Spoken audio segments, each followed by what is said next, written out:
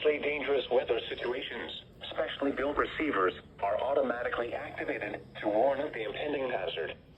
Tests of these receivers normally are conducted by the National Weather Service every Wednesday around noon.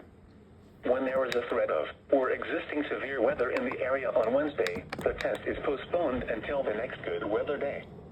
The warning alarm transmitted over this and other NOAA radio stations in southern Wisconsin will normally be activated for watches and warnings that affect the following Wisconsin counties: Richland, Vernon, Adams, Juneau, Marquette, Waushara, Winnebago, Calumet, Manitowoc, Sauk, Columbia, Green Lake, Fond du Lac, Sheboygan, Dodge, Washington, Ozark, Iowa, Vane, Jefferson, Waukesha, Milwaukee, Lafayette, Greene, Rock, Walworth, Racine, and Kenosha.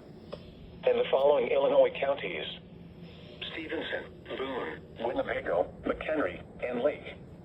And all adjacent coastal waters of Lake Michigan.